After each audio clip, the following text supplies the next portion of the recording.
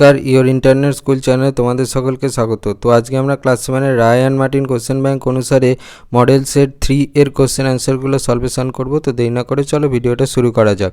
তো প্রথমে আছে 1-এর 1 সঠিক উত্তরটি নির্বাচন করো। বিক্রমশীল মহাবিহার প্রতিষ্ঠা করেন option a Gopal, option b Dharmapal, option c Devpal, option d Rampal. সঠিকটা হবে অপশান বি ধর্মপাল।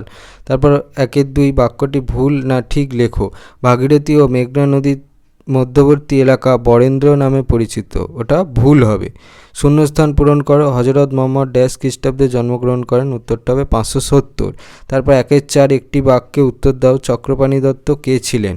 ভূমিকা পাল যুগের এক খ্যাতনামা চিকিৎসক ছিলেন চক্রপাণি দত্ত। জন্ম সম্ভবত তিনি বীরভূম জেলায় জন্মেছিলেন। কর্মকাণ্ড সুশ্রুতের রচনার ওপর লেখা চক্রপাণি দত্তের টিকা বিখ্যাত। ভেষজ গাছগাছরা, ওষুধের উপাদান এবং রোগীর পক্ষে উপকারী খাদ্যসমূহ নিয়েও তিনি বই লিখেছিলেন। তার সর্বাধিক বিখ্যাত বই হল চিকিৎসা সংগ্রহ। 1-5 বেমানান শব্দটি খুঁজে বের করো। বিজয়লাল, প্রথম রাজরাজ, দন্তি দুর্গ, প্রথম রাজেন্দ্র চোল। তাহলে বেমানানটা হচ্ছে দন্তি দুর্গ। পরে 2-এ কস্তম্ভের সঙ্গে খস্তম্ভ মেলাও। কস্তম্ভে বলেছে 1-এ রামচরিত, 2-এ বলেছে ব্রাহ্মণস্য, 3-এ বলেছে পবনদূত, 4-এ বলেছে গীত গোবিন্দম। আর খস্তম্ভে এতে বলেছে ধৈ, বিতে বলেছে জয়দেব, সিতে বলেছে হলায়ুধ, আর ডিতে বলেছে সন্ধ্যাকর নন্দী। তাহলে 1-এরটা ডি, 2-এরটা সি, 3-এরটা এ আর 4-এরটা বি হবে। তারপর 3-এর 1 ত্রিশক্তি সংগ্রাম কি?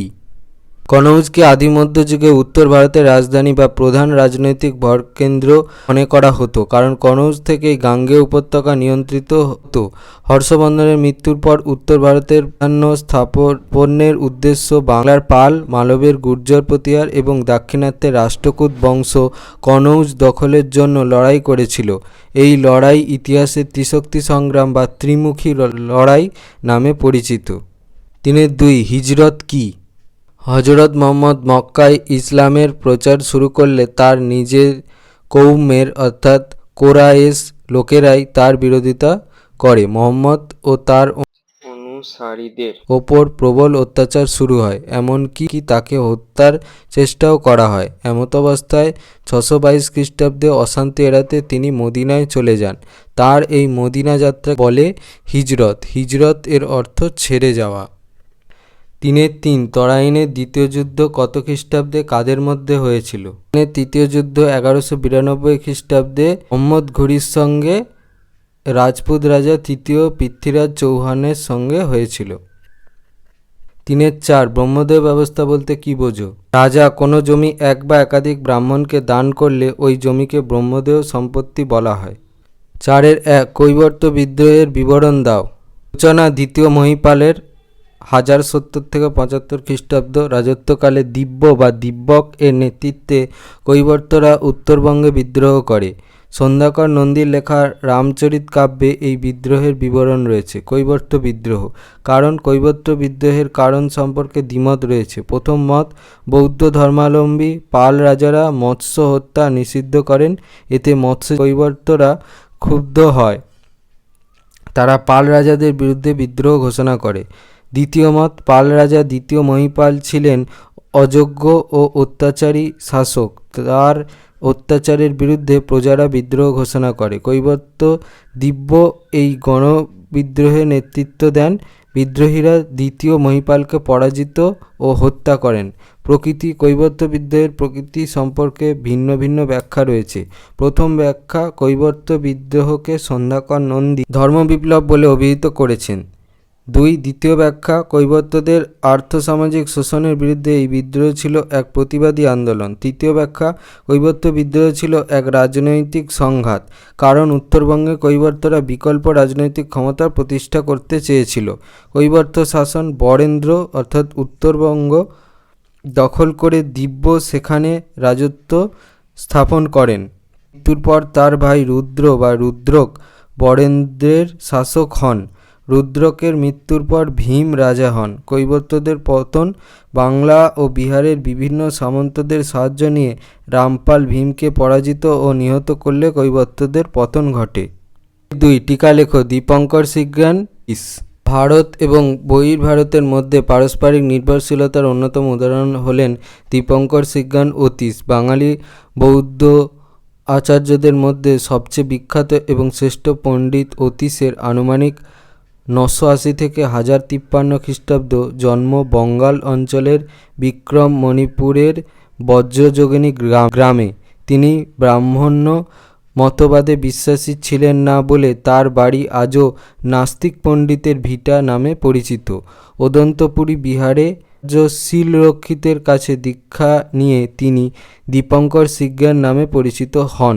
তিনি সম্ভবত বিক্রমশীল, অদন্তপুরী এবং সোমপুরী মহাবিহারের আচার্য ও অধ্যক্ষ ছিলেন। তিব্বতের রাজা জ্ঞানপ্রভের তিনি দুর্গম হিমালয় অতিক্রম করে তিব্বতে যান 1040 খ্রিস্টাব্দ।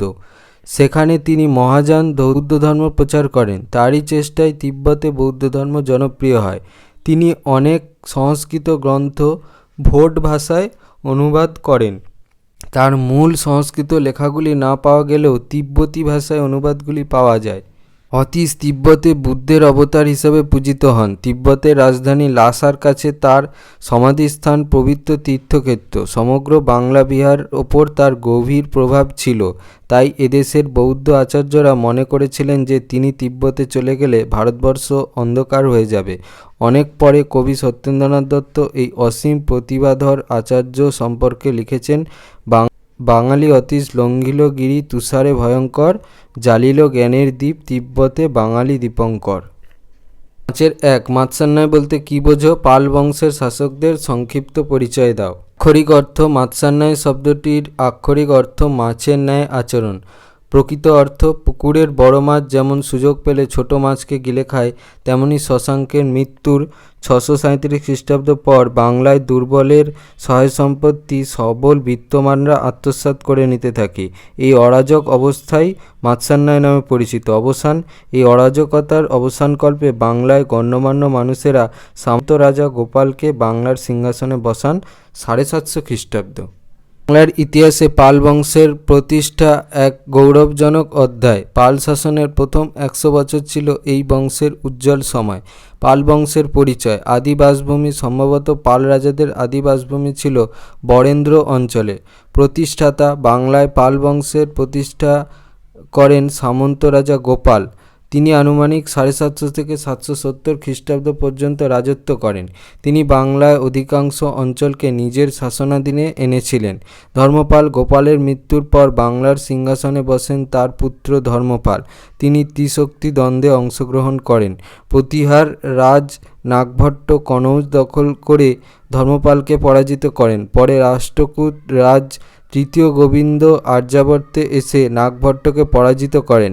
এরপর তৃতীয় গোবিন্দ দাক্ষিণাত্যে ফিরে যান। এই সুযোগে ধর্মপাল উত্তর ভারতে নিজের কর্তৃত্ব পুনঃপ্রতিষ্ঠা করেন।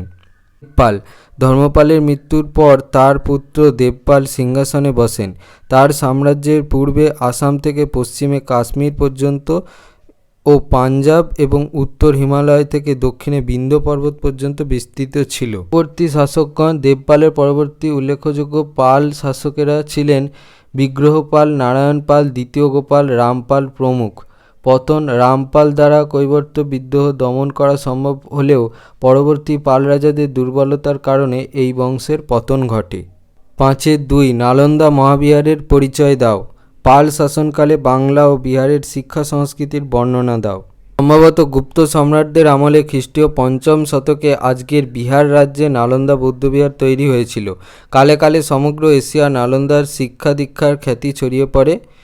হর্ষবর্ধন এবং পাল রাজাদের আমলে নালন্দা শাসকদের সাহায্য পেয়েছিল। স্থানীয় রাজা এবং জমির মালিকরা তো বটেই, এমনকি সুদূর সুমাত্রা দ্বীপের শাসকও এই মহাবিহারের জন্য সম্পদ দান করেছেন।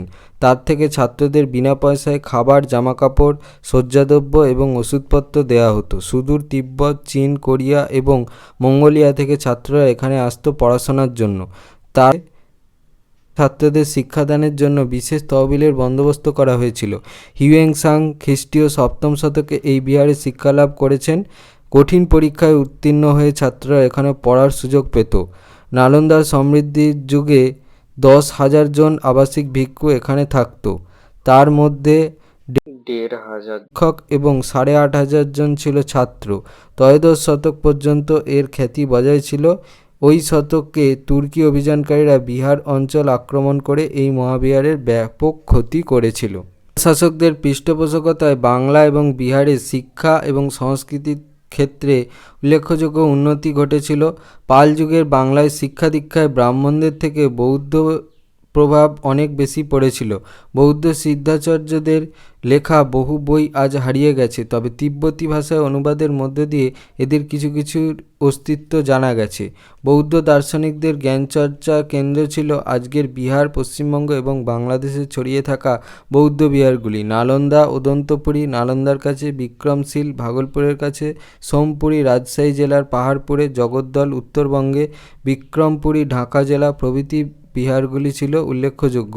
পাল রাজাদের সমর্থনে ও বৌদ্ধ আচার্য এবং ছাত্রদের উৎসাহে এই বিহারগুলি সেকালে শিক্ষা দীক্ষায় বড় ভূমিকা নিয়েছিল। আচার্য ও ছাত্রদের মধ্যে বেশিরভাগই ছিলেন বাঙালি। আচার্যদের মধ্যে খ্রিস্টীয় অষ্টম-নবম শতকে শান্তরক্ষিক, শান্তিদেব, কম্বলপাদ ও শবরীপাদ এবং দশম শতক থেকে দ্বাদশ শতকের মধ্যে দীপঙ্কর সিজ্ঞান, অতীশ, গোরক্ষনাথ ও কাহ্নপাদ ছিলেন উল্লেখযোগ্য। 3 শশাঙ্কের কৃতিত্ব আলোচনা করো। গুপ্ত রাজা মহাসেনগুপ্তের অধীনে সামান্য একজন সামন্ত কর্মচারী হিসাবে শশাঙ্ক, যার ভালো নাম হচ্ছে নরেন্দ্রাদিত্য, জীবন শুরু করেন। পরবর্তীকালে তিনি বঙ্গে গৌড় নামে এক স্বাধীন রাজ্য প্রতিষ্ঠা করেন। শশাঙ্কের কৃতিত্ব: রাজ্য জয়: শশাঙ্ক সমগ্র গৌড় দেশে আধিপত্য বিস্তার করেছিলেন। তিনি দণ্ডভুক্তি উৎকল ও কঙ্গোদ রাজ্য অর্থাৎ গঞ্জাম জেলা অধিকার করেছিলেন। তিনি মগধ অঞ্চলও নিজ রাজ্যভুক্ত করেন। তার রাজ্যসীমা উত্তর পশ্চিমে বারাণসী পর্যন্ত বিস্তৃত ছিল। রাষ্ট্রীয় ঐক্য ও সংহতি স্থাপন: শশাঙ্কই প্রথম বাংলায় রাষ্ট্রীয় ঐক্য ও সংহতি স্থাপন করে বাংলার সাম্রাজ্যের বিস্তার ঘটান। তার এই রাজ্যজয় নীতি অনুসরণ করেই পরবর্তীকালে পাল রাজারা এক বিশাল সাম্রাজ্য গড়ে তুলতে পেরেছিলেন। আর্যাবর্তে বাঙালি সাম্রাজ্য প্রতিষ্ঠা: প্রথম স্বাধীন ও সার্বভৌম গৌড় রাজ্যের প্রতিষ্ঠাতা ছিলেন শশাঙ্ক। তিনি উত্তর ভারতেও আংশিক আধিপত্য গৌড়তন্ত্র: শশাঙ্কের গৌড়ে গড়ে ওঠা আমলাতান্ত্রিক শাসন ব্যবস্থা গৌড়তন্ত্র নামে পরিচিত। শশাঙ্কের গড়া গৌড়ের রাজতন্ত্র বিষয়ে ডক্টর নিহার রঞ্জন রায় বলেছেন, এই রাজতন্ত্র আসলে গৌড়তন্ত্র।